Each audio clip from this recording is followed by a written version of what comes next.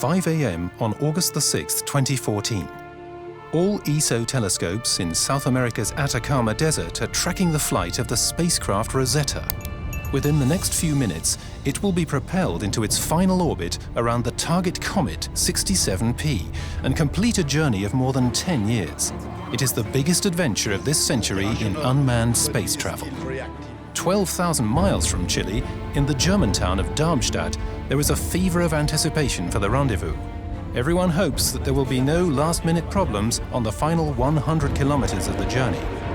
Media representatives from all over the world gather by the hundreds at the ESA Flight Control Center for live coverage. Final interviews are conducted and tension can be felt all around. Soon, Rosetta will transmit the first images from the formation flight that everyone is waiting for. All of this to look at some of these pictures.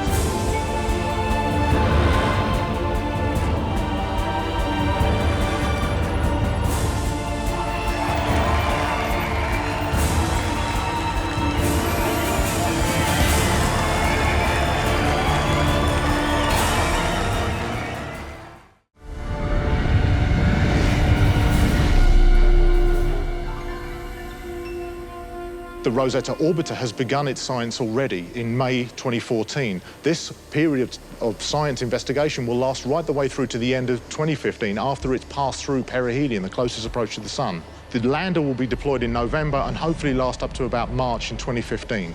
So that's the window of opportunity for doing science there. Together, they'll amass an amazing amount of information for us.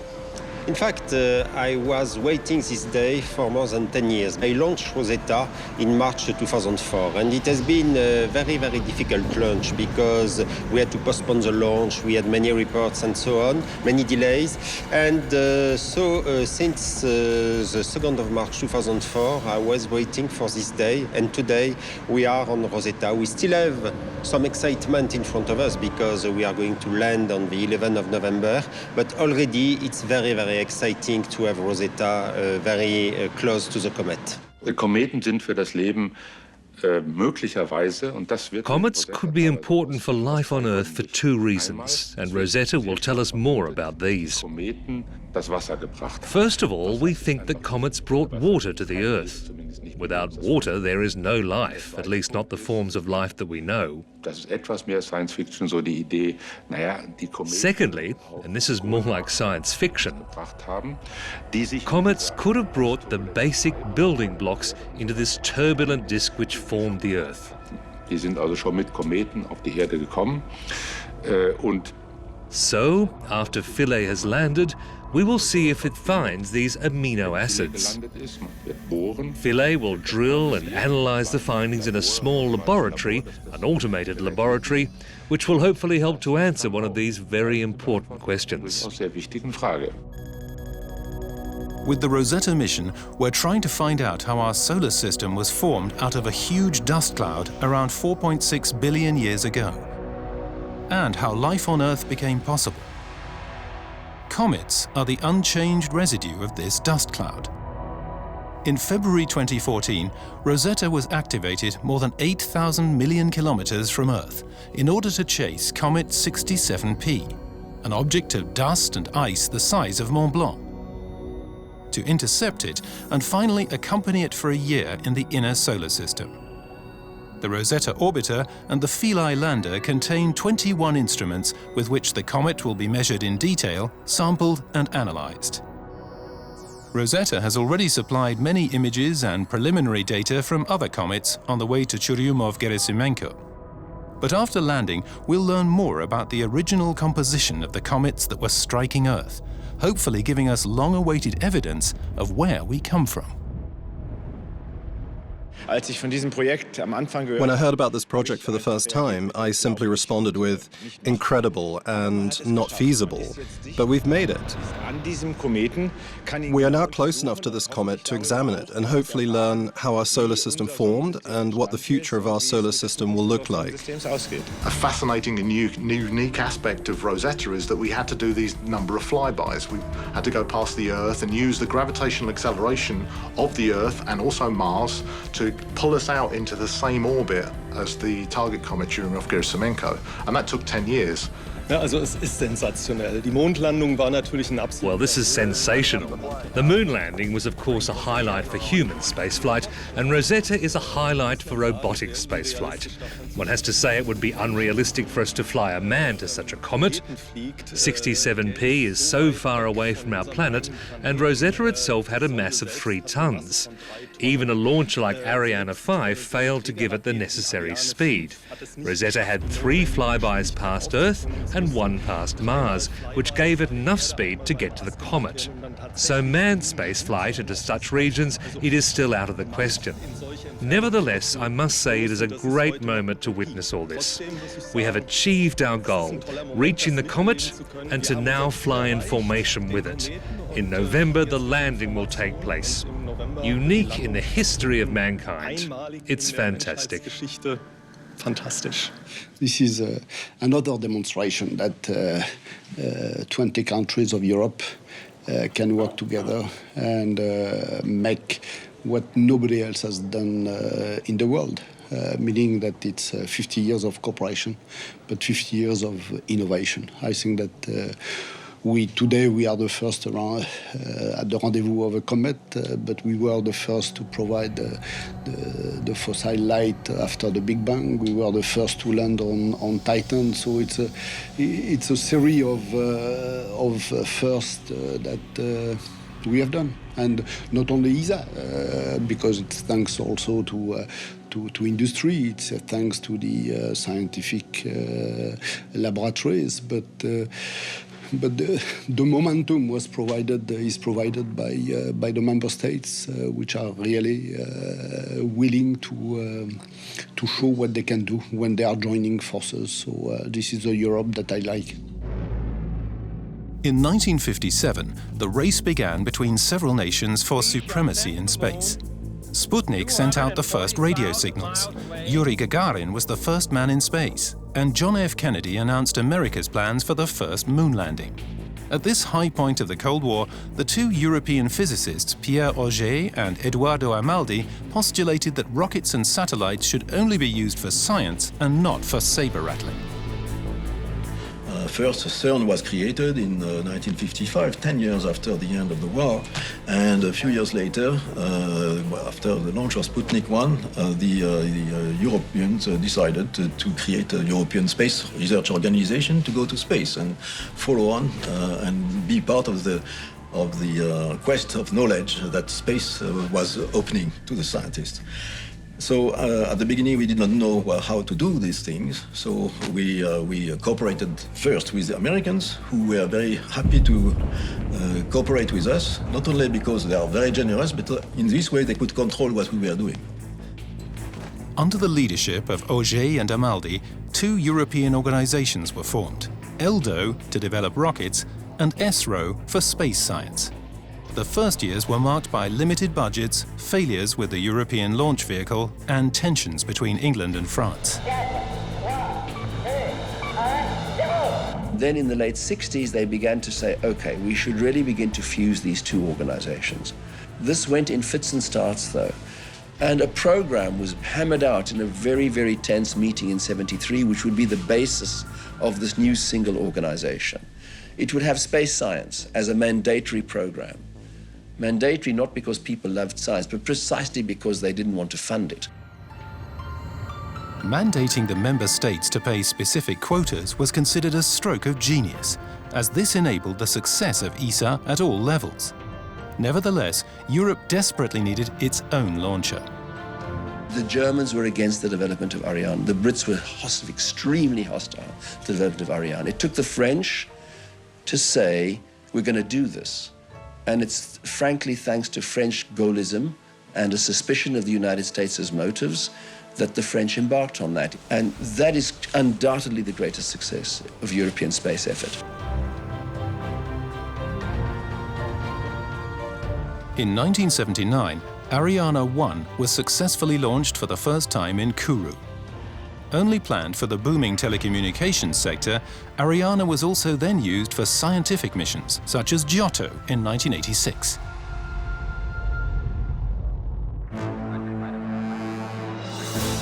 A decade later, ESA suffered its first blow.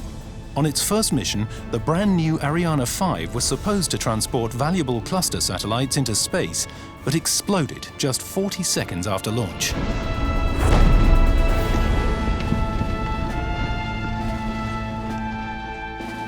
Je n'oublierai jamais dans ma vie de voir ces espèces de géants qui étaient. I never forget seeing these kinds of giants.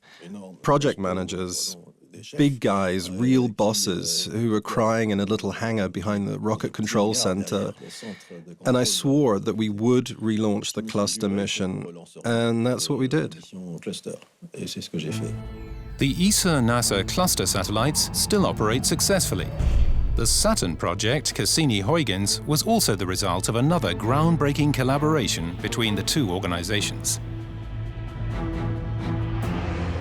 In 1980, when the situation with the American cooperation was not so good, we decided to build an independent program. We had all the intellectual power to build a good program, but we had not enough money, so we had to be modest. Ambitious and modest.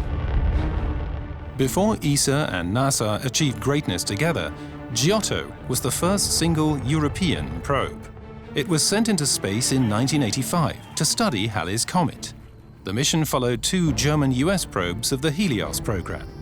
Giotto flew past Halley and provided the best ever data and images of a comet. Giotto is regarded as a model for the Rosetta mission.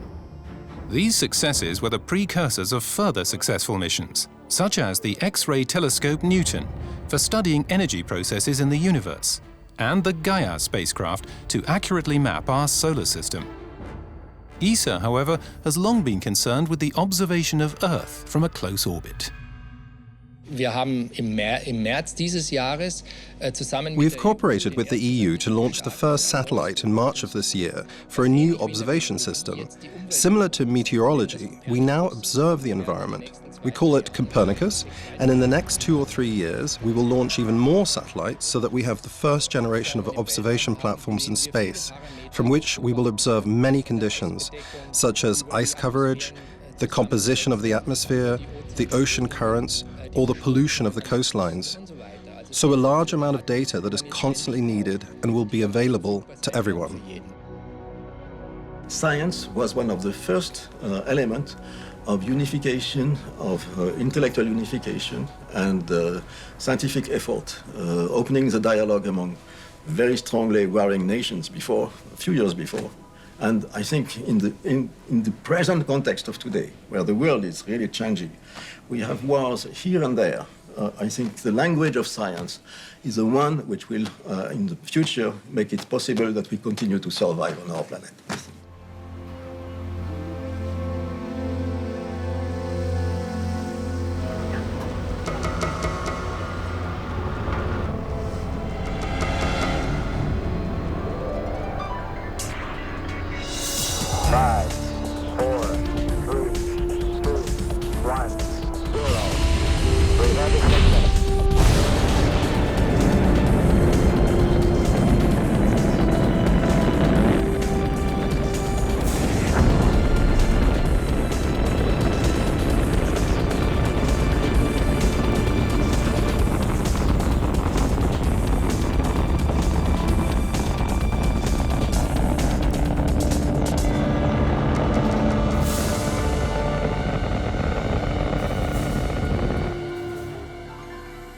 "50 years of space exploration have achieved a level of technology that put the Soyuz, the Space Shuttle and the Ariane rockets safely into orbit. While the astronauts are brought to the International Space Station by the Soyuz, the Ariane 5 is the most powerful European launcher today and transports payloads up to 21 tons into orbit. Airbus Defence and Space in Munich assembles the rockets and then delivers them to Arianespace. After only 6 hours travel time from the Baikonur Cosmodrome in Kazakhstan, the landing unit docks with the International Space Station. The ISS is the largest technology project ever, an outpost of humanity in space, 416 kilometers above the Earth. This requires the highest technological reliability, because repairs in space are impossible.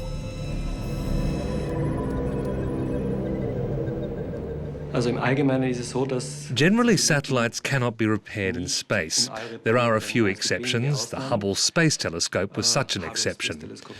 But as we have also seen with the Hubble, it was highly expensive. So firstly, the design must take into account whether one wants to repair it. Then there must be a shuttle or other device that flies up to the satellite to do the repairs. The Hubble telescope was designed to receive maintenance in orbit. A total of 5 space shuttle missions to repair and upgrade the telescope were completed. The first missions by the astronauts of the Space Shuttle Columbia to make a correction of the primary mirror and to exchange a solar sail costing 22 million euros were unplanned. The old, slightly damaged sails were brought back to Earth in parts and examined.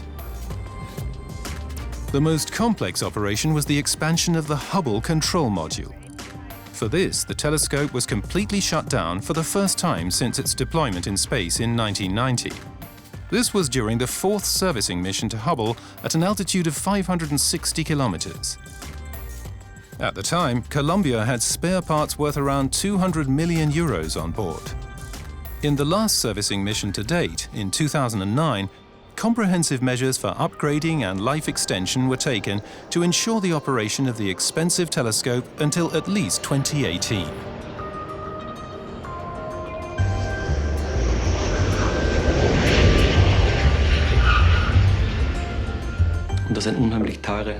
And these are incredibly expensive missions. That's why it's not affordable for satellites, and we have to do the extensive testing on the ground. Spaceflight requires robust and reliable systems that flawlessly support complex missions over 15 to 20 years. This means that even today, we're still using obsolete but proven technology which has to withstand every possible test on Earth to survive in the extremely hostile environment of outer space.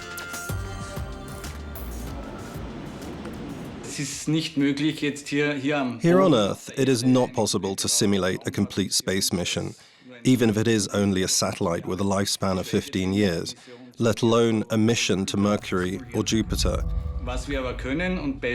What we can do, and examples can be seen at our facility, is to single out certain points of a mission and to examine the material or a component for a precise instant in a mission.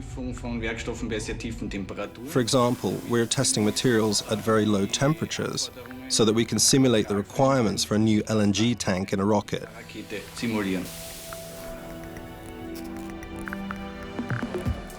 In high-tech laboratories, all components are tested, analyzed and developed to deal with the possible stresses of space, such as extreme temperatures and high-energy radiation.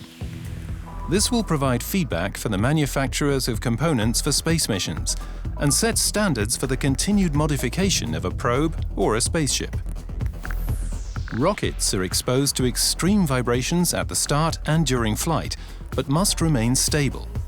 Many of the satellite mechanisms are folded for use in space and have to open reliably later on. During re-entry on manned missions, the temperature of the heat shields reaches well above 1,000 degrees. Satellites also have to withstand extreme temperatures on missions close to the Sun.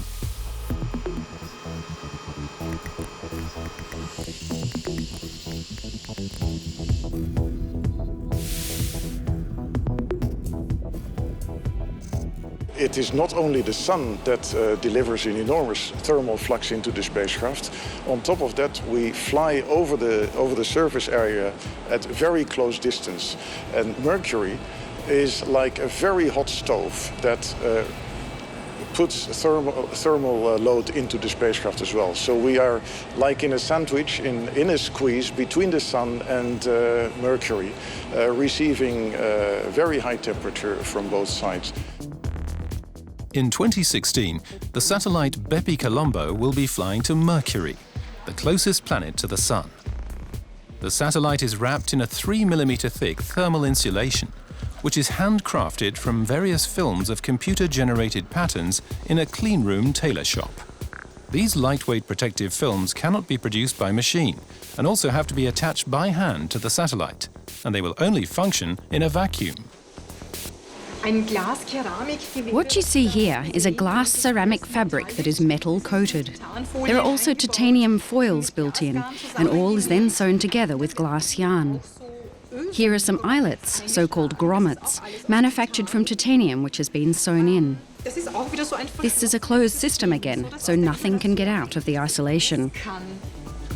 Satellites are fully stocked with the most sensitive measuring instruments. The insulation layers produced in a clean room also serve as protection against contamination from terrestrial materials that would distort the measurements in space and on other planets. Thus, the design, construction and analysis after testing are factors for the success of these costly missions.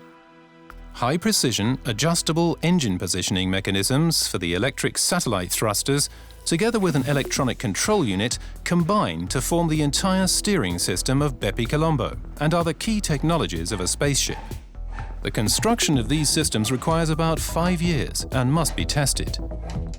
In the Dutch town of Noordwijk, the engine platform and insulation are finally mounted in the space simulator onto the satellite and prepared for outer space. The performance of the spacecraft was very well. The radiator behaved exactly as expected. Also, the performance of the multi-layer insulation was as expected. We have, on top of that, identified a few heat leaks that will now allow us to, in fact, design a few modifications. But this is exactly why we do such an important test. And overall, I regard these test results as very positive. In addition to everyday robotic space missions, manned flights are the exception and require years of precise preparations for the astronauts.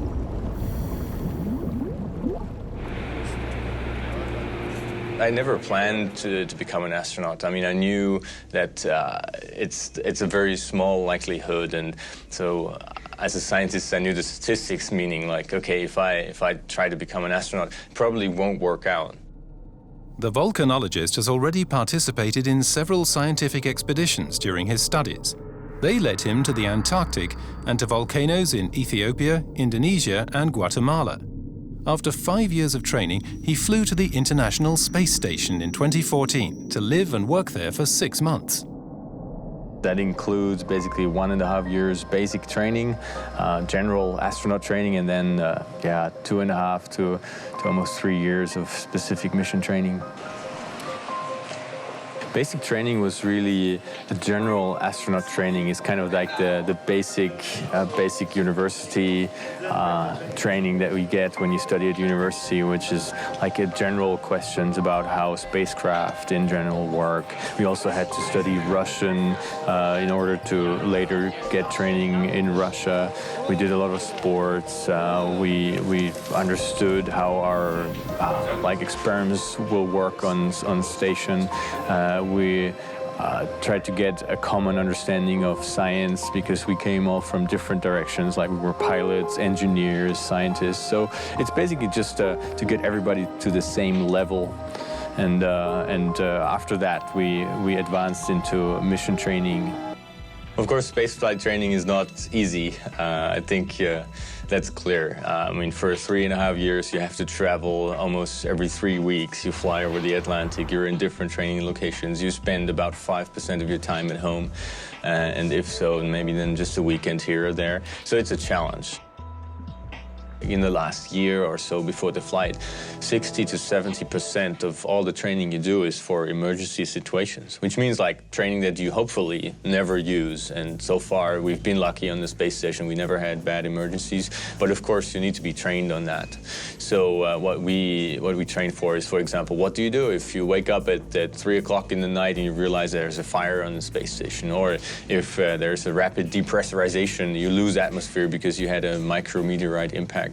So these are all things that you need to talk about and train before, because in a situation like that, you don't have time to think what to do. And I know that as from my time as a firefighter, that really in these sorts of situations, you have to rely on muscle memory, things that you've done 100 times and you know exactly what to do at which time.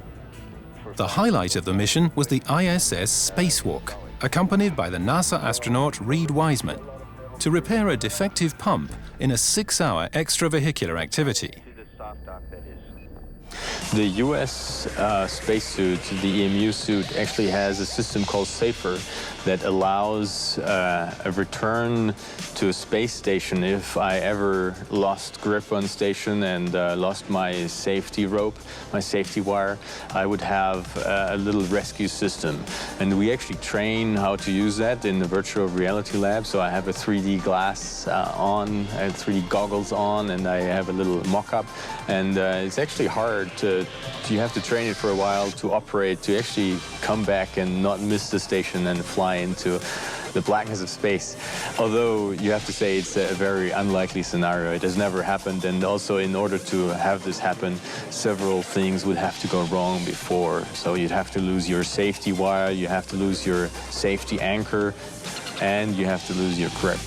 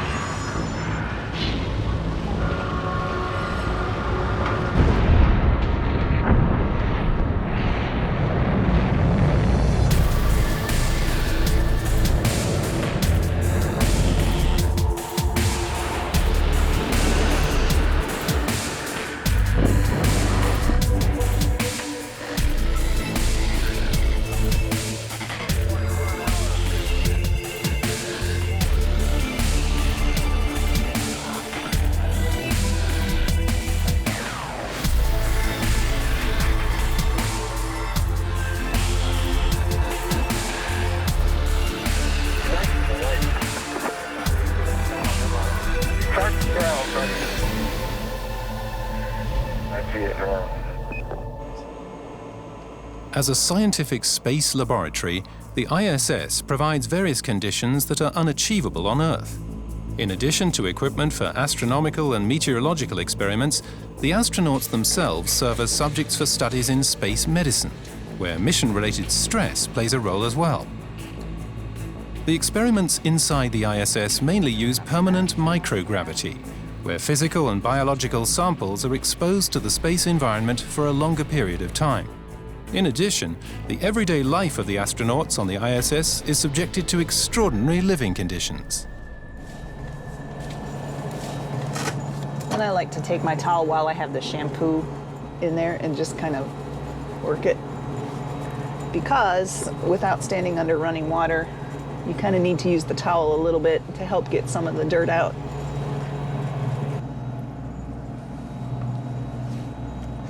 And that's it. Thank you. It's a great sleeping bag. And what's really cool about it is we can zip it up, and then we have little armholes.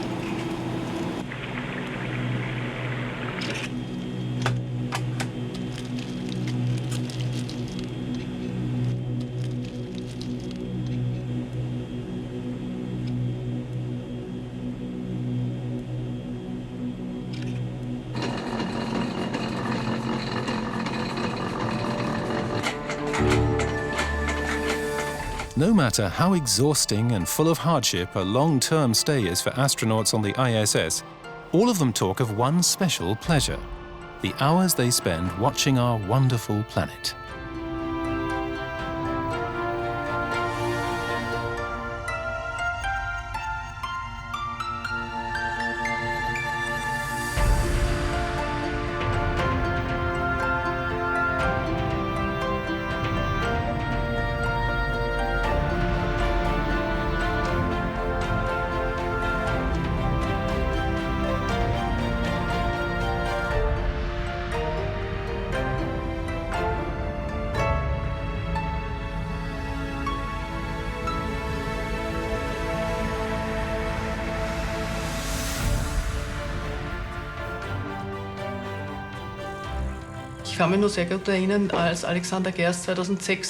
I can still remember very well when Alexander Gerst was at the summer school in 2006. He had no idea about space. He was a volcanologist, and he found the topic of space here in Alpbach so interesting that he considered working in this area. It was certainly a motivation for him, and we see the Alpbach Summer School as such. It's just a motivation, an opportunity for young people interested in space to find their future here in terms of their career. Well, Catherine and I heard about it through the ESA site. Yeah. And then we just talked to our coordinators, I guess. Yeah, and then just filled out an application on the website. So it was all pretty straightforward. Yeah, my professor in advanced space course told me about this summer course, so that's how I heard about it. The Alpbach Summer School, founded by John Ortner, is an idea factory and training ground for the European Space Agency. Every year, it enables 60 young scientists and engineers to use the seclusion of the Tyrolean mountains for in-depth studies on various topics of space research and to create new projects for ESA. I've been here for more than 30 times, and since a few years I am also the president of the jury, which at the end of the summer school analyzes the projects which have been prepared by the students during the 10 days which they are participating in the summer school. So I am the ultimate judge of the quality of their presentations. The FFG organises the summer school together with the European Space Agency and its member states. We have a national contact point in each member state, which is the respective space agency. They help us in the preparations and are primarily responsible for the students and financially support them so they can then come to the summer school. So the work they're doing right now is the final phase of the project. Tonight at midnight, so in less than 11 hours, we have the deadline. They've had the last 1.5 weeks, so to speak, to create the idea behind this mission. This year is about understanding tectonic processes on Venus, because it is one of the few planets in our solar system where you can observe them, which of course also has repercussions over what we on Earth know about plate tectonics.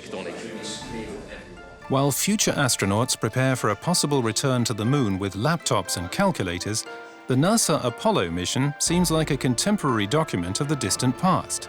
An adventure that originally attracted people to the cinema in 1902 and one that since July 1969 has continued to spur on spacefaring nations to return to sustainable manned missions to the Moon.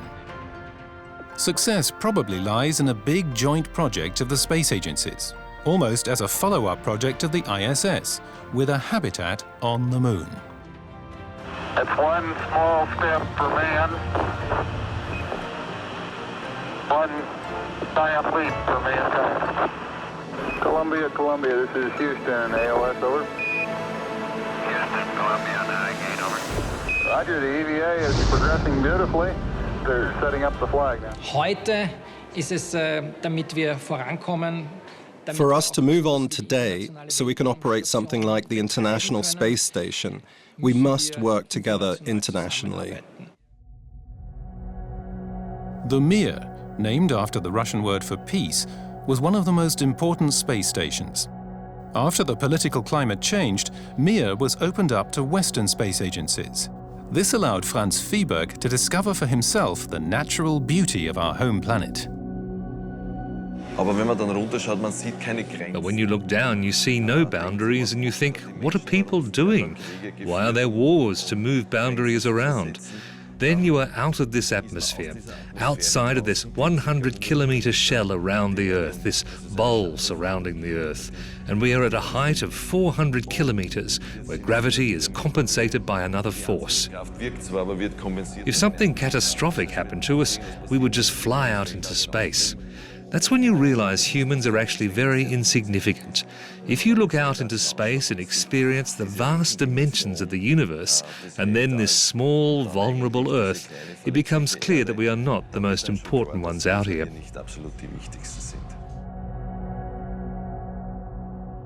Even if the Earth is only a small, pale blue dot in the universe, we still want to explore our origins. And that is what the Rosetta mission and the important landing at Comet 67P stand for. Now we're at the Comet since August 2014. We are currently planning to be in operation up until the end of 2015. We could go further. That's dependent on logistics, basically, how much fuel we've got left, how the instruments are doing, whether we can still do science. There's probably money involved in there as well, because financially that's where we've budgeted to go to. If we consider the Philae lander, once we deploy the lander, it ultimately has a lifetime, once it's on the ground, up till about March next year. And after that time, some of the components will not be able to cope with the temperature that it'll be experiencing on the Comet's surface. But at the moment, we are in this prime phase, this window of just over a year of absolute, Comet fantasy in terms of science. I think it's true to say already, at this date now, we've probably taken more data at a Comet than has ever been taken before. And that's a unique aspect of Rosetta already, this rendezvous. The fact that we got into step with the Comet, we are in the same orbit around the Sun as the Comet. Everything else before has been a flyby. It's an epoch in time, a snapshot, and then you go. You're traveling at tens of kilometers a second, hundreds of kilometers away from the body. Rosetta's got into step at 1 meter a second. It's walking pace with the Comet for over a year and at very close distances. I think today we're within about 20 kilometers now. So that's the thing, that we see this evolution, and that's what makes it extra special. So we've got loads of data already, but we're going to get more and more data and really unlock. It's going to be this unprecedented characterization of a comet that's never been done before. And as I say, and that gives you this broader picture of the science behind comets, why they're important to us, and what we learn with Rosetta, because at the same time we also have ground-based observations. So we're using ground-based telescopes to look at the target body, Churyumov-Gerasimenko, at the same time Rosetta's there, and you can make this fantastic comparison to what you believe you're seeing from the ground to what we're seeing in situ with Rosetta, and then that application can be transferred to any other comet that we have observed from the ground. It's really giving us this massive leap forward in cometary science. Criteria for the selection of the landing site were the sunlight and soil conditions. The choice fell on landing site J, on the so-called head of the comet. The day we will do the landing, we will not know how the comet is behaving on that day. We cannot do weather forecast of the comet, we cannot do activity forecast of the comet. And this is what is posing the highest risk for the whole operation. Also der wirkliche worst case. So the real worst-case scenario would be if we send the lander away, and Philae needs 7 hours until it's down on the comet, and in the meantime the comet has one of those gas eruptions. The lander would not make it. It would simply be blown away. But even if this scenario did occur, we would still have the orbiter with its instruments, which could still examine enough to be able to answer many of the substantial questions. Philae's landing on the comet is unique and will certainly bring us new knowledge. For science, this will be a major step in the further exploration of space. Anything in space for me is where we should be going. The adventure, it's the excitement, but also science. So yes, we should be going back to the moon. We should be going further. That's how it works. We should be investigating more. We should be pushing science boundaries, technological boundaries.